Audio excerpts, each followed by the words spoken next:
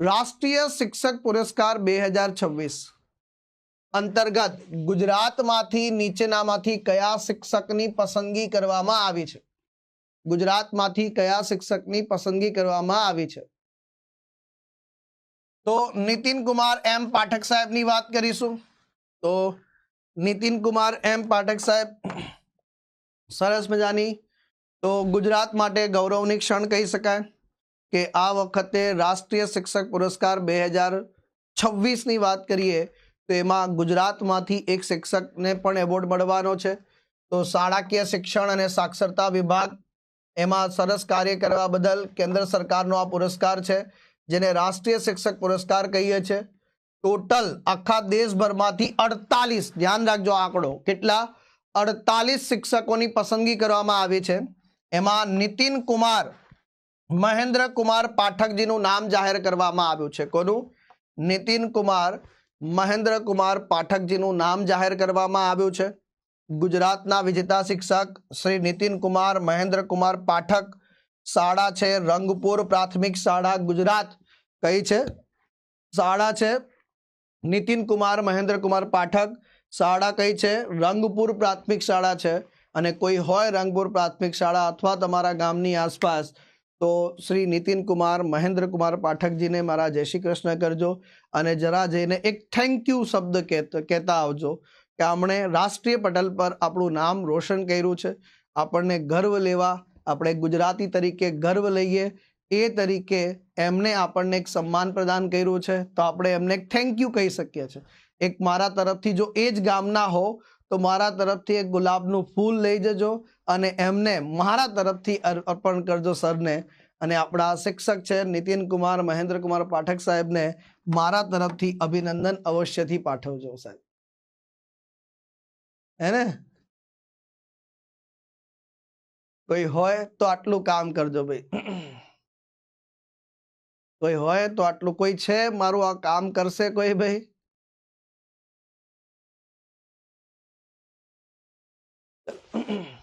તો વાત કરીએ, ટોટલ 48 શિક્ષકોની પસંદગી કરવામાં આવી છે. આ પુરસ્કાર રાષ્ટ્રપતિ દ્રૌપદી મુર્મુજીના હસ્તે અર્પણ કરવામાં આવશે. ક્યારે સાહેબ? તો 5 સપ્ટેમ્બર 2026 ના રોજ. હે ને? તો 5 સપ્ટેમ્બર 2026 રાષ્ટ્રીય શિક્ષક દિવસના અવસર પર આ પુરસ્કાર આપવામાં આવે છે. શાળા શિક્ષણ અને સાક્ષરતા વિભાગ છે શિક્ષણ મંત્રાલય અંતર્ગત, એના દ્વારા આપવામાં આવે છે. આ એવોર્ડની શરૂઆત વર્ષ 1958 થાય છે ભાઈ. આ પુરસ્કારની શરૂઆત ક્યારે થાય છે? વર્ષ 1958 થાય છે. શાળા શિક્ષણમાં શ્રેષ્ઠ કાર્ય કરનાર અસાધારણ શિક્ષકો અને આચાર્યોનું સન્માન, જેમાં 50,000 રૂપિયાનો રોકડ પુરસ્કાર છે, એક રજત ચંદ્રક છે, સિલ્વર મેડલ આપવામાં આવે છે, ગોલ્ડ મેડલ નહીં ભાઈ.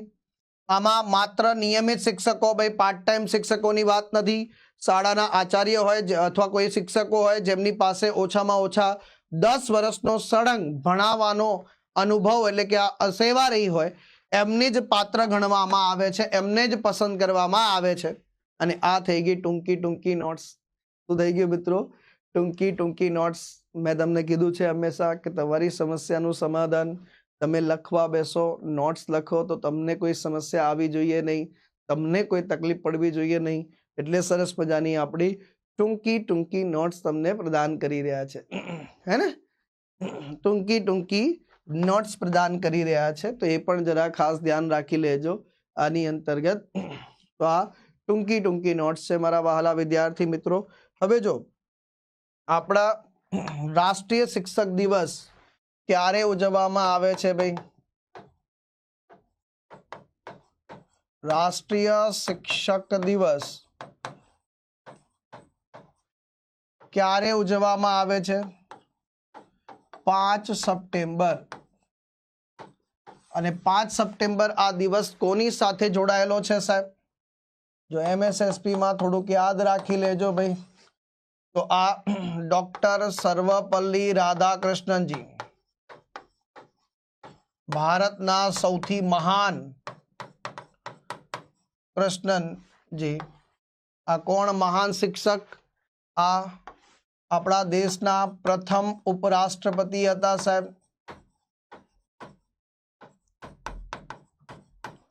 આપણા દેશના શું હતા મિત્રો?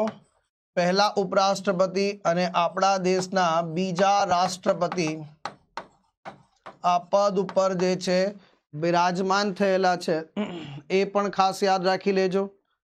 સાથે સાથે શિક્ષણની જ વાત થઈ છે, તો જો આના ઉપરથી એક બીજું વાત આવે કે રાષ્ટ્રીય શિક્ષણ દિવસ, રાષ્ટ્રીય શિક્ષણ દિવસ ક્યારે ઉજવવામાં આવે છે મિત્રો? ચલો મને કોણ કહેશે તમારામાંથી? નેશનલ એજ્યુકેશન ડે ક્યારે ઉજવવામાં આવે છે? ચલો ફટાફટથી, અને જોડે જોડે એક લાઈક અને શેર કરતો રહો ભાઈ. નેશનલ એજ્યુકેશન ડે ક્યારે ઉજવવામાં આવે છે? ક્યા બાત હે ભાઈ. 11 નવેમ્બર. અને મૌલાના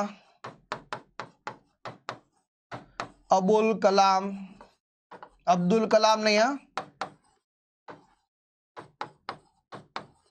મૌલાના અબુલ કલામ આઝાદ ભારતના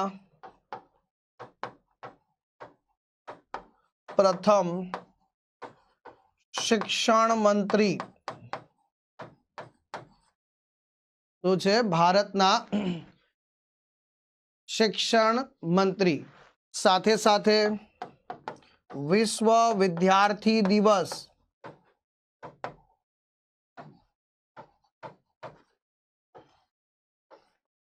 ક્યારે ઉજવવામાં આવે છે? 15 ઓક્ટોબર. કોના સન્માનમાં છે? APJ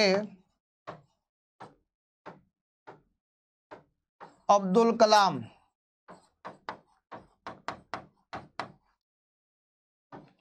missile man of India.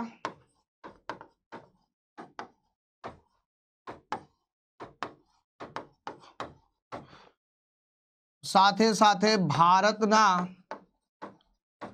11મા રાષ્ટ્રપતિ. પછી પીપલ્સ પ્રેસિડેન્ટ, લોકોના રાષ્ટ્રપતિ નું બિરુદ પ્રાપ્ત થયું છે,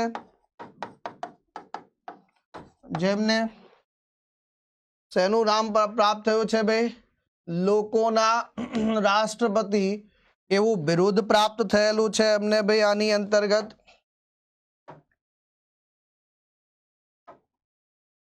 સાથે સાથે અહીંયા સપ્ટેમ્બર મહિનાની વાત આવે તો 8 સપ્ટેમ્બર મારા વહાલા વિદ્યાર્થી મિત્રો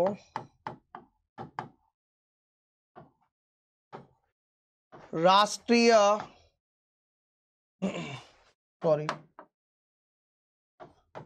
આંતરરાષ્ટ્રીય સાક્ષરતા દિવસ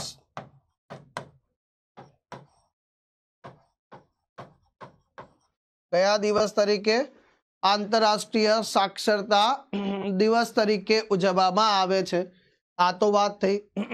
પછી હમણાં અને જો સાથે સાથે જો 8 સપ્ટેમ્બર એક તારીખ તમને ખાસ યાદ રાખી દેવા કહું ભાઈ, હે ને?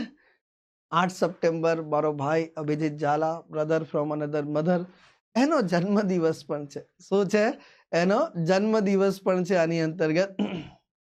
થેન્ક યુ સંગીતાબેન, ખૂબ ખૂબ આભાર, ખૂબ ખૂબ આભાર. અભિજીત ઝાલા સાહેબનો જન્મદિવસ પણ છે, હમણાં આવી પણ રહ્યો છે ભાઈ સપ્ટેમ્બર મહિનામાં. સાક્ષરતા દિવસના અંદર પર જો અદ્ભુત છે, કહેવાય કે અદ્ભુત રીતે ભૂગોળ પણ તમને ભણાવે છે. તો આંતરરાષ્ટ્રીય સાક્ષરતા દિવસ. પછી ગઈકાલે એક તારીખ હતી 24 ઓગસ્ટ. આ 24 ઓગસ્ટને આપણે કયા દિવસ તરીકે ઉજવીએ છીએ મિત્રો? 24 ઓગસ્ટને આપણે કયા દિવસ તરીકે ઉજવીએ છીએ મારા વહાલા વિદ્યાર્થી મિત્રો? Thank you.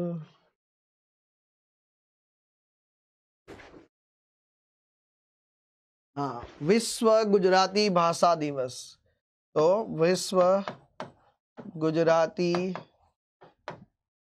ભાષા દિવસ, અને આપણી માતૃભાષા છે. સાથે સાથે આંતરરાષ્ટ્રીય માતૃભાષા દિવસ ક્યારે ઉજવવામાં આવે છે મિત્રો? આંતરરાષ્ટ્રીય માતૃભાષા દિવસ ક્યારે ઉજવવામાં આવે છે?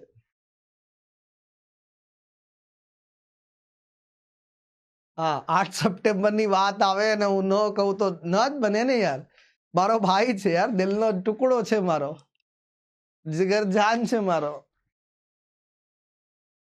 અને કોઈ વ્યક્તિ પોતાના શ્વાસને કેવી રીતે અલગ કરી શકે? એમ 8 સપ્ટેમ્બર છે, આ તારીખ મારા રોમ રોમમાં છપાયેલી છે.